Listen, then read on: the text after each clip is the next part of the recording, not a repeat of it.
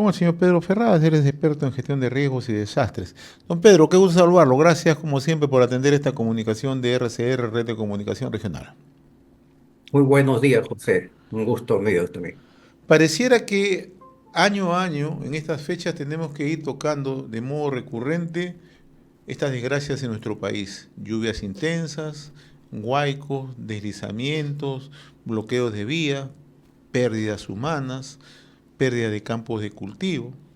Hemos tenido anuncio tras anuncios en los últimos años de varios gobiernos, no de uno, sino de varios gobiernos. ¿Qué es lo que pasa exactamente, no? ¿Por qué somos un país que no está preparado para enfrentar este tipo de fenómenos? ¿Por qué año a año vemos el sufrimiento de miles y miles de personas, de hermanos, en distintas localidades? Ahora lo estamos viendo en Tumbes, lo estamos viendo en Piura, estamos viendo en Cajamarca, en el sur del país. ¿Qué es lo que ocurre realmente? ¿Por qué no tenemos siquiera una política de prevención mínima?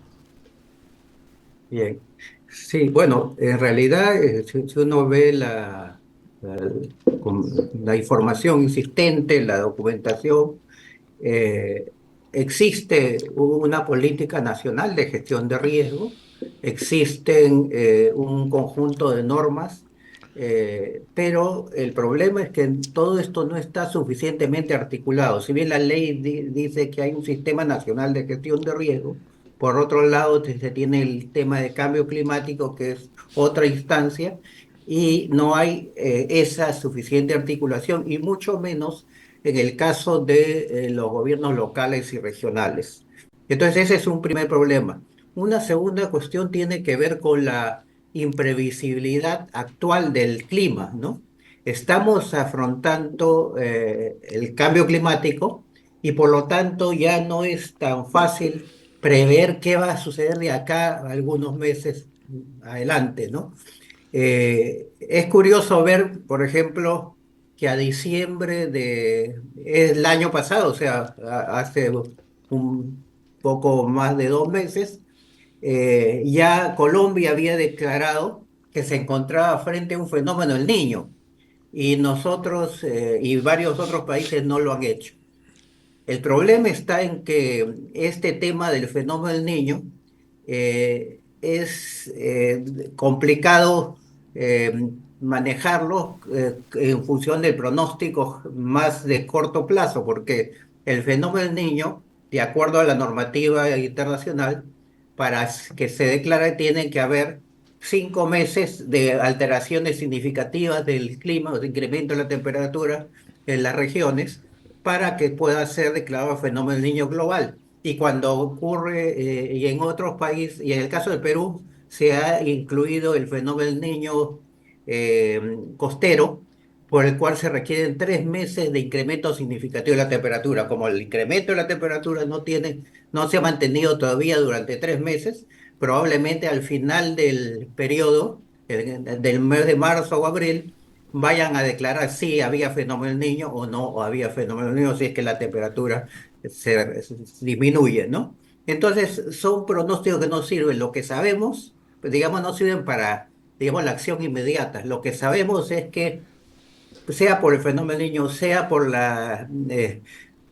el cambio climático, sea por las condiciones naturales del país, estamos sometidos a un problema de lluvias e inundaciones periódicas.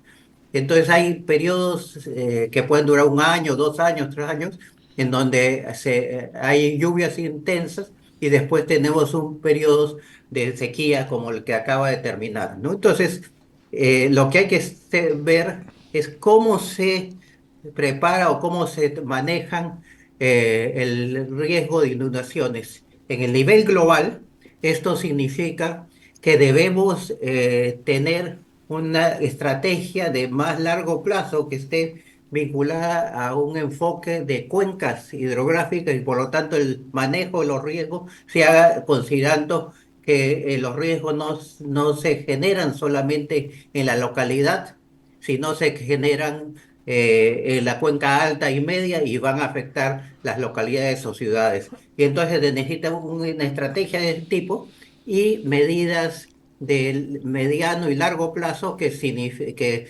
implican el manejo de las cuencas hidrográficas y no la limpieza de cauces que a veces se hace produciendo incluso más daño que el cauce, que digamos la acción de la naturaleza misma, ¿no? Entonces, la limpieza de cauce es algo que debe hacerse de manera más articulada. Señor Ferraz, Esto, sí. hay un aspecto que usted ha mencionado. O sea, claro, no puede haber una predictibilidad con el cambio climático que vivimos en estos momentos, ¿no? Ya lo hemos visto hace 2, 3 años, ¿no? El yacu, el niño costero, la niña, etcétera, etcétera. Y eso es producto precisamente de los cambios climáticos que se vienen registrando en el mundo. Pero cuando usted habla de articulación, inmediatamente tenemos que ver si se puede articular, por ejemplo, tomar medidas como defensas ribereñas. ¿Por qué no Ujú. trabajamos en eso? ¿Por qué tenemos que ver año a año lo que está ocurriendo en Tumbes, el desborde del río Tumbes, 5.000 hectáreas de cultivos totalmente devastados? O lo que ocurre en Piura, en zonas como Malingas, en otras zonas, ¿no? Siempre el colapso del puente San Francisco, etcétera, etcétera. Entonces, ¿por qué tenemos que ver si es que sabemos que son zonas o son lugares donde cuando hay mucha lluvia, naturalmente se pueden registrar este tipo de eventos? Entonces, ¿por qué no hacemos un trabajo preventivo a tiempo? O sea, el diagnóstico en el papel todo está bien, pero no se ejecutan las obras. A eso es lo que yo me pregunto, ¿por qué no se ejecutan? Ya. Sí. Bueno, tenemos el caso de la Autoridad Nacional del Agua y actualmente la Autoridad de Infraestructura, que tendrían que ver el tema de las obras, en el caso de la Autoridad Nacional del Agua, todo lo que es el tema de los cauces eh, contratar y ejecutar, pero fundamentalmente ahí hay un cruce y hay un tercer autor que son los gobiernos locales y regionales. Entonces, a veces anuncia la Autoridad Nacional del Agua o ahora la Autoridad de Reconstrucción, perdón, de infraestructura, anuncian que van a realizar obras. Pasan los meses y por problemas digamos, de complicaciones en los procedimientos de contratación, estas no se llevan a cabo y solamente faltando unas pocas semanas para el inicio de las lluvias, recién aparecen las obras cuando es muy poco lo que se puede hacer.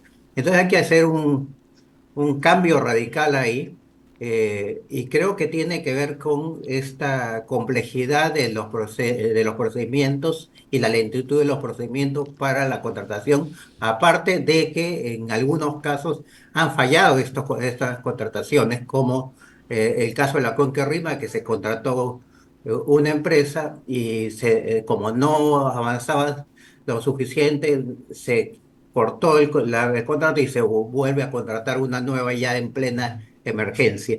Entonces, esos son problemas que tenemos por el lado del Estado, del gobierno central.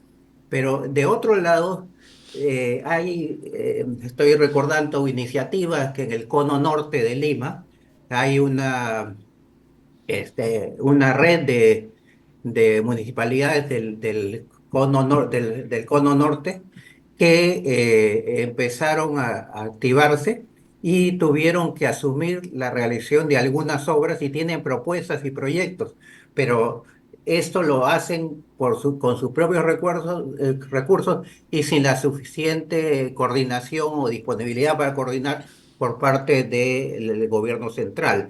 En este caso, hemos asistido el año pasado a que, dada la carencia de obras en el cono norte, algunas municipalidades empezaron a ejecutar la limpieza de cauce y el reforzamiento de riberas, porque no podían esperar que lleguen las inundaciones y ya la Autoridad Nacional del Agua no había avanzado casi nada, ¿no? Entonces, son esos los problemas que enfrentamos. Es necesario hacer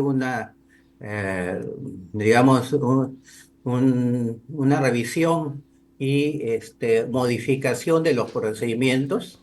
Y creo que esto va asociado a algo que no ocurre en el país. Me parece que es uno de los países donde se tiene más normativa, más legislación y detalles en los procedimientos. Sin embargo, al momento en que fallan, al momento en que se generan condiciones de riesgo, si bien la ley dice que se deben ser sancionadas incluso penalmente, no encontramos que esto se haga. O sea, simplemente basta con ver lo que estamos asistiendo en relación con los locales que Ahora, han colapsado últimamente o que están en mal estado, y entonces las municipalidades se limitaban a comunicar, a observar esto, y no se atrevían ni siquiera al cierre de la, digamos, de la institución, y ahora lo están haciendo. Pero en ambos casos, con cierre o sin cierre, el problema de fondo es que no se están ejecutando las obras de prevención o se hacen las correcciones más de fondo en el problema, ¿no? O sea, solamente se maquilla un poco las cosas, ¿no? finalmente le pongo otro ejemplo, ¿no? Uno va al norte del país, va a Lambayeque, a Chiclayo, o va al centro de Piura, o va al centro de Tumbes, y las obras que se prometieron de drenaje no se han hecho, que son obras claves en estas circunstancias. Si esta es una obra que se puede ejecutar, porque esto ya corresponde a un ordenamiento del ámbito local, ¿por qué no se hacen? Si presupuesto, lo ha dicho el presidente en ese momento Kuczynski, lo dijo Martín Vizcarra, lo dijo también Pedro Castillo, la propia presidenta ahora, Dina Boluarte, dice hay presupuesto. ¿Por qué no se ejecuta? Se crea la Autoridad de Construcción con Cambio, se crea ANIN. ¿Por qué no se ejecuta? O sea, ¿es tan complicado hacer eso? Usted ha puesto como ejemplo lo que ocurre en Colombia, pero yo le puedo poner otro ejemplo, lo que está ocurriendo en Ecuador, donde ellos sí han habilitado bien un buen sistema de drenaje, sabiendo que año a año se presentan estos temas. Sí, bien, el caso de SARES se llama, que son los SARES, son proyectos de obras para drenaje y evacuación de las aguas, digamos que se concentran en las lluvias dentro de las ciudades. Entonces se han ejecutado varios de estos proyectos, pero en algunos casos han sido observados porque no están funcionando bien, y en otros no se ha terminado de ejecutar. Esto debió estar, algunos de estos cerraron en el 2023, ya estaban supuestamente listos, y en el caso de Piura, uno de los proyectos se hizo en una zona que ha sido ya afectada, ¿no? Ahora, y por lo tanto no ha funcionado para nada ese sistema. Entonces ahí tenemos un problema que es realmente serio. Y el problema de fondo, usted mismo lo ha señalado al señalar el caso de Ecuador. O sea, en Ecuador el enfoque es de gestión de cuencas con reducción de riesgo, y por lo tanto se va a las partes altas y medias, se hacen obras ahí, se reducen los riesgos en las partes bajas, y además de eso se hace la reducción de riesgos en las localidades que usualmente son afectadas. Pero acá no se está haciendo lo del el enfoque cuenca misma, sino simplemente se tratan de poner algunas medidas en las localidades o ciudades que son afectadas. Y aún esas medidas, como vemos en el caso de los ARE, no están bien hechas, ¿no? Entonces, ese es un problema que existe, creo que es necesario que se aprenda de otras experiencias como la de Ecuador, y por lo tanto no solamente se tenga, digamos, el apoyo de las empresas, digamos, de los países para hacer tal o cual obra, sino la experiencia de Ecuador es de alguna manera una experiencia que reproduce en parte lo que está haciendo China. O sea, los chinos colaboraron mucho en esto, obviamente con funcionarios ecuatorianos, pero la idea era que son grandes obras para almacenar el agua en Así las es. partes altas y medias, y sistemas de evacuación de las aguas que con las crecidas tendría que Y, y, ir al mar, y ¿no? usted ha puesto O un a punto, y aprovechamiento, y usted ha puesto un ¿no? punto interesante en todo esto, ¿no? Porque es importante tener infraestructura hídrica para cuando ocurren estas lluvias extremas, esas lluvias se puedan captar, ¿no?, en grandes reservorios con gran infraestructura y cuando no haya lluvia se puedan utilizar. Pero a veces por la visión ideológica, a veces por la visión obtusa de las autoridades no se logra. También hay que ver eso, ¿no? O sea, hay formas de mitigar. Se puede captar toda esa agua, porque toda esa agua que llueve, señor Ferrada, se pierde, no se capta y causa mucho, pero muchísimo daño. Yo le agradezco la amabilidad, don Pedro, como siempre, muy amable. Usted, Muy mucho amable, gusto. gracias. Gracias.